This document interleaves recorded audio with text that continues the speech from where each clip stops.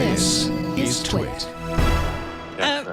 You talked about the idea of making promises that, which has been in politics for a long time, let's face it, that you can't keep. But this idea of regulation, I mean, you're talking about somebody saying, well, hey, if you donate, we'll triple it. Who's regulating this? I mean, should there be better regulation on this type of marketing? Patrick?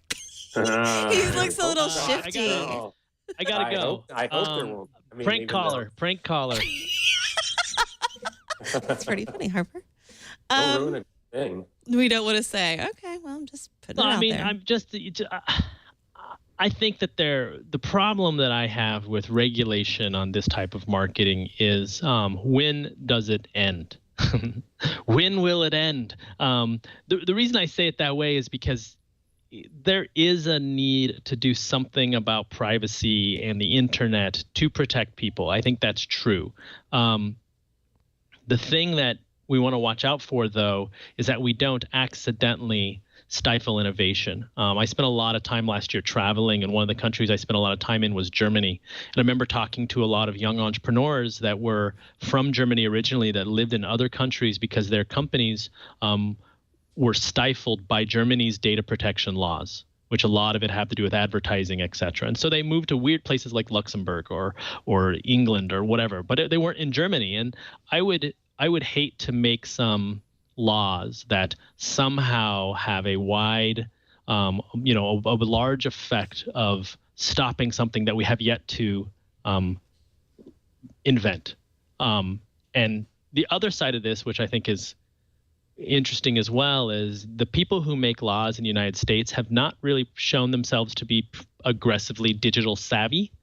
And so if those are the people who are making these laws, then I have great fear of the relevancy and the effectiveness of those laws. And I think we'll see the same thing as SOPA and all the rest of these kind of laws that are trying to save people. And by people, I mean giant media companies. And so that's my worry. Now, with that said, I do think there's probably room for some, suggestions, light regulation. I'm not even sure what the right word is, but some way that we can make the internet or continue to have the internet be a safe place. Having the internet be a safe place. What do you think about that, Patrick? Would you agree with Harper? Well, I'm not against kittens or anything, or apple pie and motherhood and all that stuff. I mean, if you're asking that, internet be a safe. Wow, that sounds really good. Interesting findings is in many cases there are a lot of these laws, but the politicians have exempted themselves from them. So in the case of I'm doing a lot of now is polling. In theory, there's now restrictions. There's do not call lists. There's things like that to protect consumers from being bothered at dinner. But guess what? That doesn't apply to politics at all because the politicians have written the laws.